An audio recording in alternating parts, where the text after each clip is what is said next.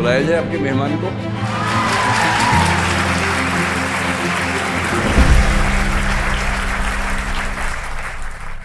बैठिए बैठिए बैठिए बैठिए। मैं जानबूझ के अकेला आया हूं, मुझे पता था सब कैमरा लेके तैयार खड़े होंगे एकदम, है ना। चेहरे पर चमक देखो वीडियो बनाते हुए कैसी है, क्या बात।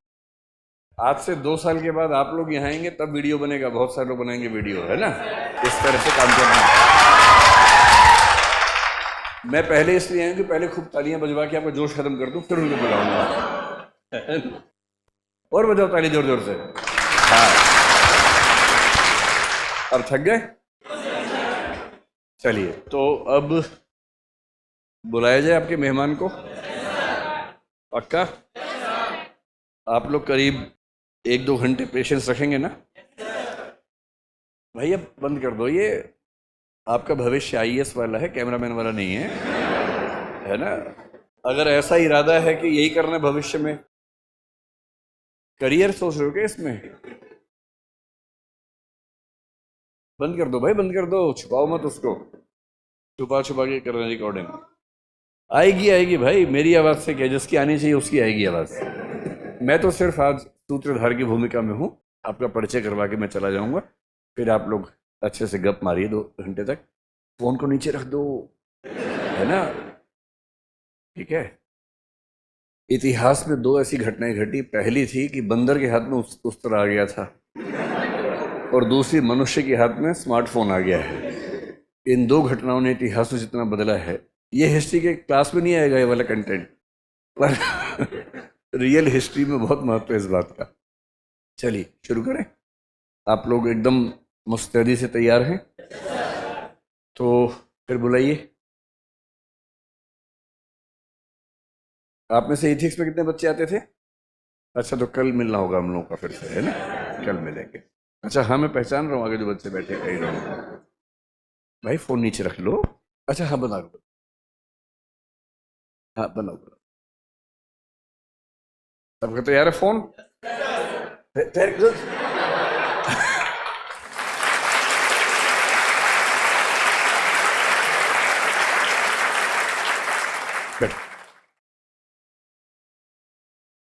आप लोगों का कैमरा वाला शौक पूरा हो जाए तो फिर हम शुरू करते हैं। उसके बाद मैं केवल परिचय करवाऊंगा और उसके बाद युवराज यानी कि प्रिंस आपसे बात करेंगे।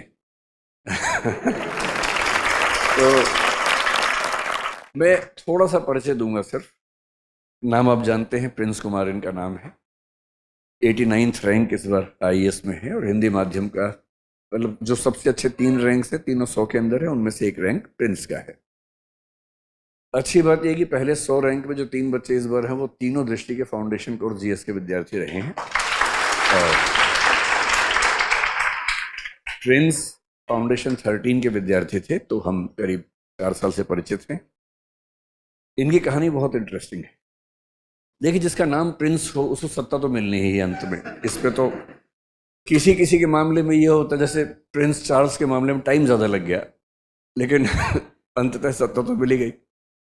और वहाँ तो इंतज़ार इस चीज़ का नहीं था कि एग्ज़ाम पास करना है, वहाँ तो इंतज़ार इस बात का होता है कि अगली पीढ़ी जाए तो सत्ता मिले। लोकतंत्र में प्रिंस को खुद को साबित करना होता है राजा बनने के लिए। ये बिहार में एक जगह है मिथिला, मिथिला में एक ज़िला है शिवहर, वहाँ से हैं। बैकग्राउंड इनकी बहुत ही मॉडेस्ट किस्म की है, आपको पता रहेगा तो प्रेरणा बेहतर मिलेगी। इनके पिताजी एक मोटरसाइकिल के सामान्य से गैराज चलाने वाले मैकेनिक रहे हैं, और वहाँ से इन्होंने अपनी स्ट्रगल की शुरुआत की है। 12वीं क्लास तक गांव में रहकर पढ़ाई की, 10वीं के बाद बीच में पटना 1-2 बार आना जाना होता रहा, लेकिन गांव के स्कूल में, सरकारी स्कूल में रह के ही पढ़ाई की। इनका मन था एनडीए में जाने का, और एनडीए का एग्ज़ाम देने की जब तैयारी की तो पता लगा कि वो इंग्लिश में होता है। तो तो फिर उन्होंने कहा छोड़ो फिर एनडीए। फिर इसी बात पे बर्तन पटक के खुशी मनाई है इन्होंने, देखिए, है ना। तो इनके मन में है कि फिर एनडीए छोड़ो, फिर आईएएस बन जाते। फिर ग्रेजुएशन बिहार में एक विश्वविद्यालय से, मैं नाम नहीं बोलूँगा जानबूझ के, क्यों नहीं बोलूँगा आप समझ जाएंगे थोड़ी देर में, वहाँ एडमिशन लिया। फिर बोले वहाँ 1 साल बाद मुझे पता लगा कि मेरा सेकेंड ईयर शुरू हो गया है, और इस बीच में क्लास 1 भी नहीं हुई थी। फिर पता लगा थर्ड ईयर भी शुरू होने वाला है मेरा। तो मैं फिर बीच में दिल्ली आने जाने लगा ताकि कुछ पढ़ाई कम से कम सीरियसली कर लूँ। उसके बाद ये गंभीर विद्यार्थी हुए यहाँ आकर। सबसे अच्छी बात इनकी कंसिस्टेंसी है। एक किताब है मैकियावेली की, द प्रिंस। उस किताब का सार ये है कि प्रिंस को न केवल शेर की तरह शक्तिशाली होना चाहिए बल्कि लोमड़ी की तरह चालाक भी होना चाहिए, तभी आप अच्छे शासक बन सकते हैं। सिविल सेवाओं में आपको 3-4 साल मेहनत करने के लिए बहुत शक्ति चाहिए, ताकत चाहिए, परसिस्टेंस, परसेवरेंस चाहिए। वो एक पक्ष है। लेकिन मैं तो अक्सर ये मानता हूं, अभी प्रिंस अपनी राय बताएंगे, हो सकता है राय हमारी मिलती जुलती हो सकता है थोड़ी सी अलग भी हो। मेरा मानना है कि सिविल सेवाओं में सफलता में पढ़ाई की भूमिका 25-30% से ऊपर नहीं, कम से कम 50% इसमें स्ट्रेटेजी और परसिवियरेंस की भूमिका है, और 10-15% आप उसको भाग्य मान लें, नसीब मान लें, संयोग मान लें, तुक्का मान लें, जो मानना हो मान लीजिए।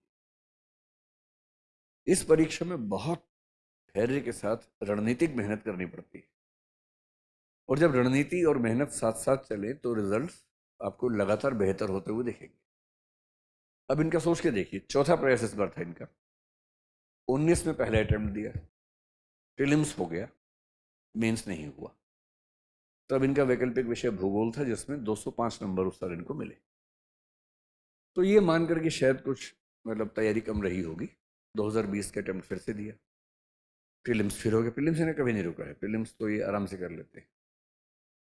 अगली बार मेंस भी हो गया, इंटरव्यू दिया, पर इंटरव्यू में नंबर बहुत कम मिले, मतलब 143 के आसपास मिले, और भूगोल विषय में भी 225 ही नंबर आए।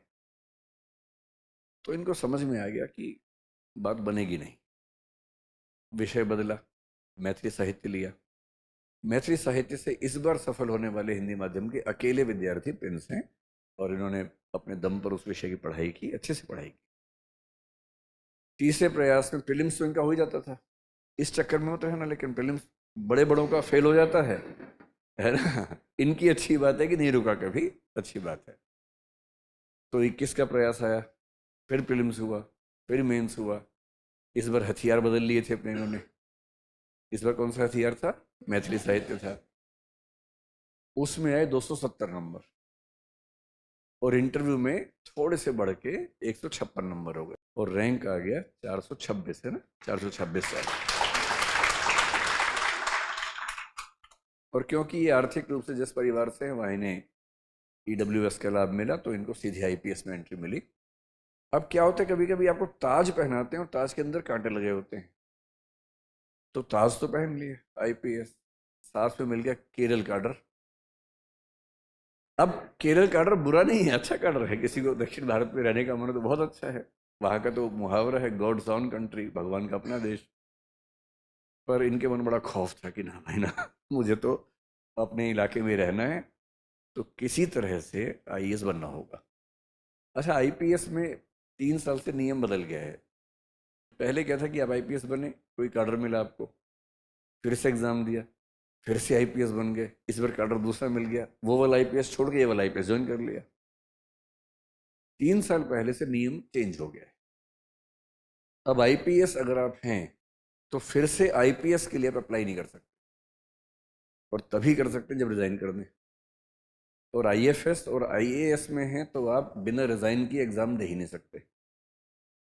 अब ये ऑप्शन भी नहीं बचा कि आईपीएस में केरल काडर से आईपीएस में दूसरा काडर मिल सके, तो एक ही ऑप्शन बचा, आईएएस।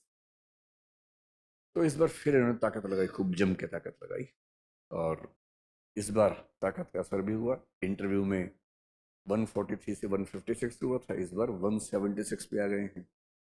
और मैथिली साहित्य में लगभग वही 270 था, 267 इस बार है। जीएस में इनके नंबर हिंदी माध्यम के सेकंड हाईएस्ट हैं, और संख्या थोड़ी अजीब सी है, 420। लेकिन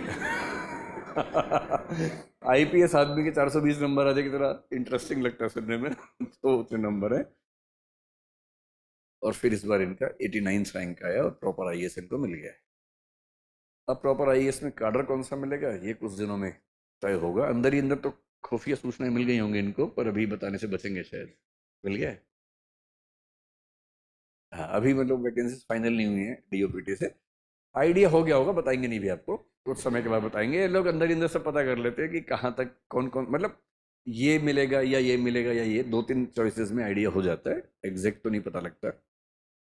एक इंटरेस्टिंग बात और भी है, रिजल्ट से एक दिन पहले बहुत सारे ज्ञानी लोग यहाँ घूमते रहते हैं। वो बोलते हैं हमने अंदर से पता लगवा लिया है रिजल्ट। तो जिस जिसका होने की संभावना वैसे ही होती है, उनको बोलते हैं तुम्हारा हो रहा है, अंदर से पता लगवा लिया है। वो बोलते हैं रैंक कितना है, तो 100 से 250 के बीच में। आमतौर पर सेट हो ही जाता है, ये तीन तीन चार में एक आदमी तुक्का सेट हो ही जाता है। तो ये भी ऐसे एक बाबा से मिल लिए। उस उस बाबा से पूछा बाबा मेरा होगा कि नहीं होगा। बाबा ने पंचांग वंचांग देखा, गणनाएं की, बोले तुम्हारा तो नहीं हो रहा भाई।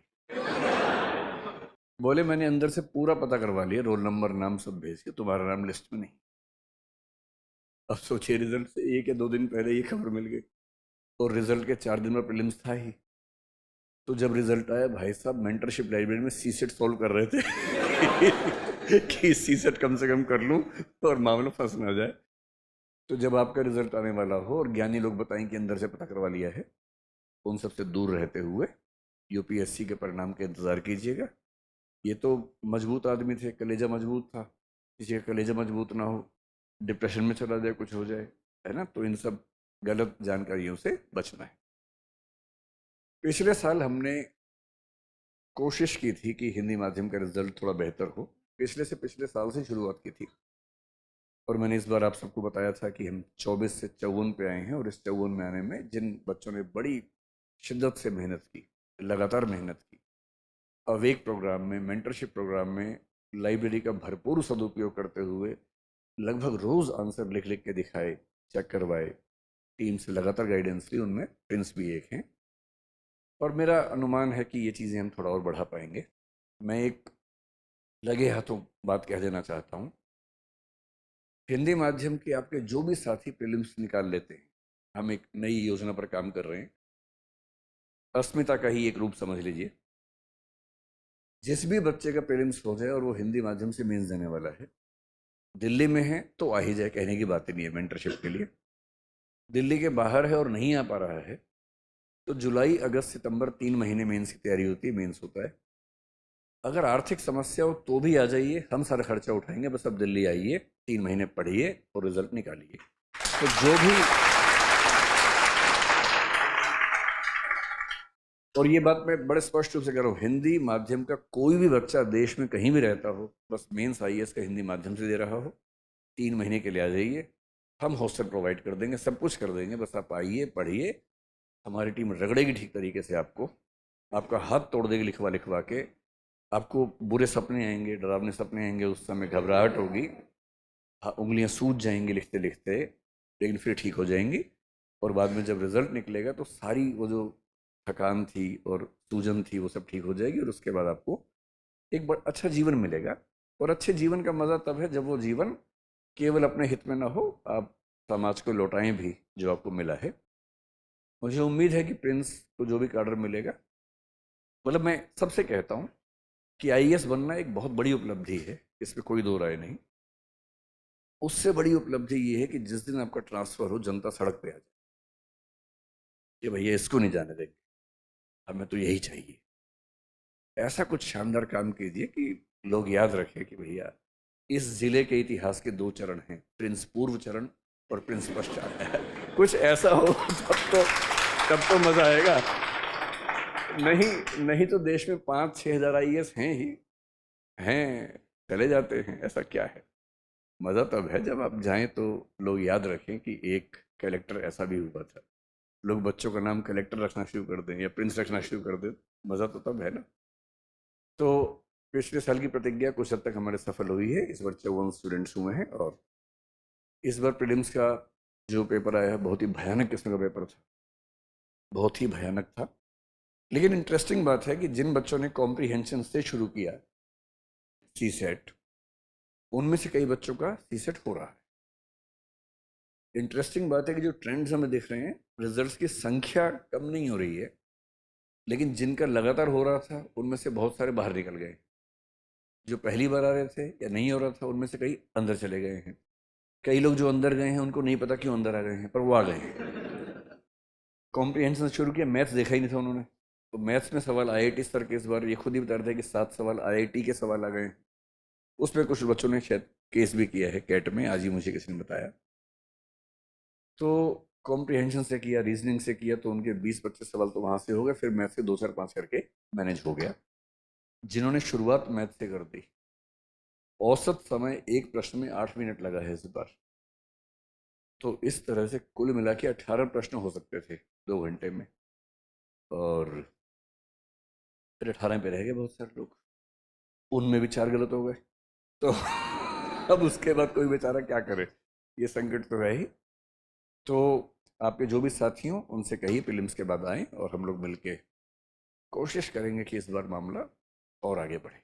ठीक है, अब प्रिंस आपसे करीब 2 घंटे बात करेंगे। पहले अपनी तरफ से बात रखेंगे, फिर आपके जो सवाल होंगे उनके जवाब देंगे, और जो बातें वो अच्छी कहें उन्हें नोट कीजिए।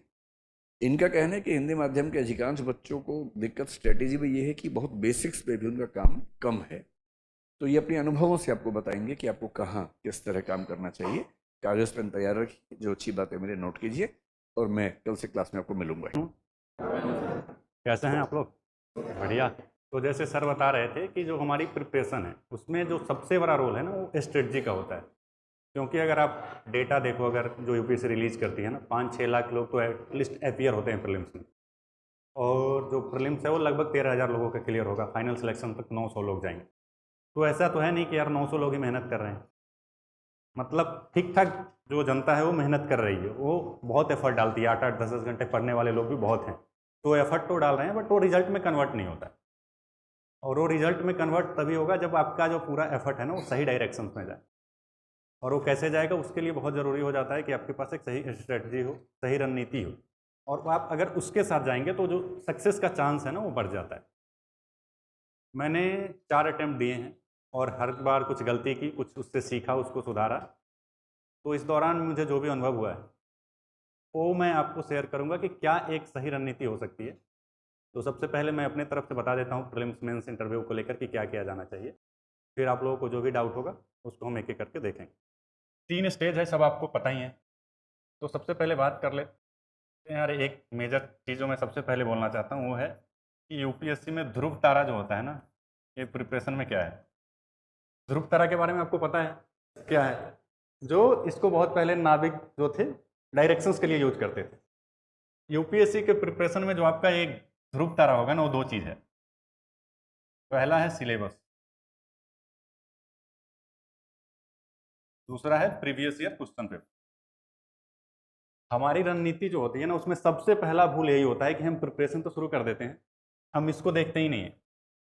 मतलब मैं जब फाउंडेशन कोर्स कर रहा था तो मुझे याद है कि बहुत सारे ऐसे स्टूडेंट होते थे ना जिनको पता ही नहीं है कि जीएस 3 में कौन से 5 सेक्शंस हैं, उसके अंदर क्या लिखा है वो तो भूल जाओ। उन्हें ये तक नहीं पता होता है कि अरे ये 5 सेक्शन इसमें पढ़ने हैं, जीएस 2 में ये 4 सेक्शंस पढ़ने हैं। तो आपको सिलेबस का आइडिया नहीं है, बस आप पढ़ रहे हो। तो फिर कैसे पता चलेगा कि आप जो पढ़ रहे हो सही पढ़ रहे हो गलत पढ़ रहे हो? दूसरी चीज होती है प्रीवियस ईयर क्वेश्चन। देखो, जैसे मान लो लक्ष्मीकांत की किताब है, 600-700 पेज की किताब होगी, तो क्या पूरा 600 पेज इक्वली इंपॉर्टेंट है? नहीं होगा। अब आप 600 पेज पढ़ भी नहीं सकते, उतने बढ़िया से याद भी नहीं रहेगी। तो सही जगह एफर्ट कैसे डाला जाए, उसके लिए जरूरी है कि आप प्रीवियस ईयर क्वेश्चन जो है ना उसको सही से एनालिसिस करो। अब उसमें आप जब एनालिसिस करोगे तो आपको समझ में आएगा, अच्छा यार पार्लियामेंट से तो बहुत क्वेश्चन पूछ रहे हैं, प्रेसिडेंट से तो बहुत सारे सवाल आ रहे हैं। तो आपको पता रहेगा कि हाँ यार ये वाले जो टॉपिक्स हैं ना ये बहुत क्वेश्चंस रिपीट हो रहे हैं यहाँ से, तो आप उस पर ज़्यादा एफर्ट डालोगे। और फिर उससे क्या होगा कि आपका टाइम भी बचेगा। नहीं तो आप सब कुछ पढ़ने लगोगे ना, ये भी पढ़ लेता हूँ वो भी पढ़ लेता हूँ, समय सबके पास 24 घंटे ही है, तो फिर दिक्कत हो जाती है। तो इसलिए ना ये 2 चीज़ जो है ना, ये सबसे पहला जो सूत्रवाक्य है ना यही है कि यार ये 2 चीज़ें बिल्कुल मतलब आपके पास होना चाहिए। आप जहाँ भी पढ़ते हो ना ये 2 चीज़ वहाँ सिलेबस चिपका लो और प्रीवियस ईयर क्वेश्चन पेपर साथ लेके बैठो। अगर आप एंशिएंट हिस्ट्री मान लो पढ़ लियो ना, तो पहले जाके सवाल देखो कि यार पूछा क्या है। वहाँ पे भी कुछ टॉपिक्स होंगे जिस पे सवाल बहुत रिपीट हुआ होगा, पार्टिकुलर टाइप के क्वेश्चन आ रहे होंगे। और वो तभी समझ में आएगा जब आप ये देखोगे। बाकी अब शुरू करते हैं ना। तो देखो, प्रारंभिक परीक्षा की सबसे पहले बात करते हैं।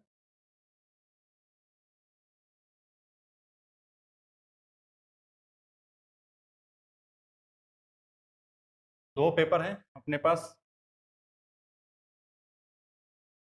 जीएस और सीसेट। वैसे जीएस भी आजकल सीसेट हो गया है। ये भी जो जिस तरीके के सवाल पूछ रही है यूपीएससी, ऐसा लग रहा है कि रीजनिंग का खेल ज्यादा है। सोर्स वगैरह भी बताना है आप लोगों को, या वो आपको लगभग पता है? बता दूं? चलो,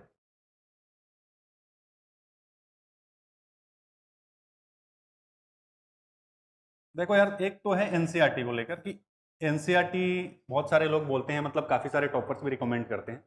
क्योंकि मैं कोर्स कर लिया था, फाउंडेशन कर लिया था, कोचिंग नोट्स पढ़ा था, तो मैंने बहुत ज़्यादा एनसीईआरटी पढ़ा नहीं है। बट अगर आप पढ़ सकते हो तो पढ़ो, एनसीईआरटी बहुत अच्छी किताब है, तो पढ़ लेना चाहिए अगर आपके पास टाइम है। बट मैं बहुत ज़्यादा नहीं पढ़ा हूँ, तो मैं अपना बता देता हूँ। पॉलिटी मैंने सिर्फ क्लास नोट्स, और उसके बाद लक्ष्मीकांत, वो सबको पता ही है भाई, यही एक किताब है, सब वही पढ़ते हैं। हिस्ट्री में मॉडर्न के लिए मैंने पढ़ा था क्लास नोट्स। क्लास नोट्स देखो यार, एक चीज़ बता देता हूँ कि जब आप फाउंडेशन कर रहे हो ना, तो क्लास नोट्स बहुत ज़रूरी हो जाता है। और अभी जब आपका क्लास चल रहा होगा ना, तो सबसे पहला तो आपका काम यही होना चाहिए कि यार क्लास नोट्स एकदम पी जाओ उसको, उधर कहाँ किस पेज में क्या लिखा है ना, सब एकदम रट जाओ। क्योंकि उससे ना आपका फाउंडेशन बहुत अच्छा हो जाएगा। और अगर वो रहेगा ना, तो आपको किताब पढ़ने में मज़ा भी आएगा और चीज़ें ज़्यादा समझ में आएगी। क्या होता है ना, कई बार कि हम अपने नोट्स वगैरह पढ़ते नहीं है, पहले ही दिन उठा लेते हैं बड़ा सा किताब, ये भी पढ़ रहे हैं, ये भी पढ़ रहे हैं, फिर कुछ नहीं पढ़ते हैं। तो उससे बचो, पहले तो अपना नोट्स जो है ना उसको अच्छे से करो, और उस पर एडिशन करने के लिए किताबें पढ़ो।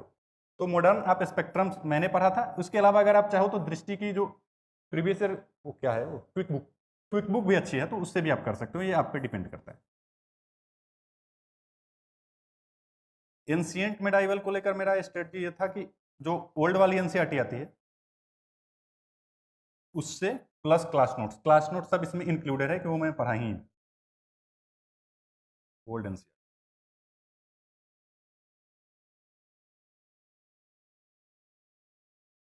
और एक इसका ही पार्ट है, वो है कल्चर। यार देखो, कल्चर को लेकर जो है ना बहुत फैक्चुअल टॉपिक है, मतलब इसके प्रश्न पता नहीं कहाँ कहाँ से आ जाते हैं। तो इसमें ना बहुत ज़्यादा आप इनपुट नहीं दे सकते, जैसे कि पता चला कि एक सवाल पूछ लिया कुछ इस बार, अब उसके पीछे आप पूरा रिसर्च करने लगे, तो उसका कॉस्ट बेनिफिट नहीं है। जब भी आप कुछ पढ़ो ना, तो ये भी देखो कि यार कॉस्ट बेनिफिट क्या है। बहुत सारा है, इतनी 600 पेज की किताब पढ़ के 2 सवाल करने का भी कोई लॉजिक नहीं होता है। तो एक तो आप नोट्स पढ़ लेना। उसके अलावा जो दृष्टि की एक किताब आती है, आई थिंक आपको मिला भी होगा फाउंडेशन में, तो उसमें 3 टॉपिक है। एक आर्किटेक्चर, चित्रकला, और हाँ, एक और कोई टॉपिक है मेजर, मैं भूल रहा हूँ। बस वो 3 टॉपिक ही पढ़ो, सब कुछ नहीं पढ़ना है, क्योंकि बहुत मोटी किताब हो जाती है, तो बहुत ज़्यादा नहीं पढ़ना है। तो आप दृष्टि वाली किताब जो है ना, आर्ट एंड कल्चर को, उससे इसको कवर कर सकते हैं। इसके बाद ज्योग्राफी। यार ज्योग्राफी को लेकर मैं सही रिसोर्स, यार मेरा ऑप्शनल था पहले, तो मैंने इसको बहुत पढ़ा है। बाकी इसमें सबसे जो बढ़िया सोर्स है वो तो इसका एनसीईआरटी है, और इसको आप क्विक बुक से पढ़ लेना, प्लस क्विक बुक अच्छी है इस मामले में, क्योंकि बाकी कोई किताब है नहीं हिंदी मीडियम में मुझे लगता है जो जीएस के पर्सपेक्टिव से। सविंदर सिंह वगैरह है तो वो ऑप्शनल के लिए अच्छी है। इसमें जो बहुत ज़रूरी चीज़ हो जाता है वो है मैपिंग, क्योंकि आप इस बार भी देखोगे ना जो पेपर आए हैं ना, उसमें मैप से बहुत सारे सवाल है। पश्चिमी घाट को लेकर उन्होंने पूछा, यूक्रेन की बाउंड्री, बहुत सारे सवाल है अगर आप इस बार के भी पेपर देखो। और हर साल वो कम से कम 4-5 क्वेश्चन तो मैप से पूछ ही रहे हैं, और ये बहुत आसान होते हैं। मैप अगर आप एक बार कर लिए ना, तो मैप याद हो जाती है लगभग। तो इसलिए मैपिंग कर लेना यार अच्छे से, वो भी एक मैपिंग।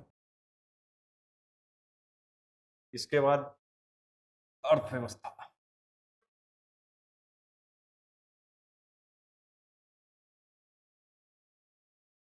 अर्थव्यवस्था में जो सबसे जरूरी चीज़ है ना, वो है कि कॉन्सेप्ट आपका क्लियर होना चाहिए। क्योंकि ना एप्लीकेशन बेस्ड क्वेश्चंस पूछते हैं कि अभी अगर महंगाई बढ़ रही है, तो इसमें से आरबीआई क्या क्या मेजर्स ले सकती है। अगर रुपये का डेप्रिसिएशन हो रहा है, तो इसका अर्थव्यवस्था पर किस तरीके का प्रभाव हो सकता है। तो जो कॉन्सेप्ट है ना, वो क्लियर होने चाहिए इसमें फैक्ट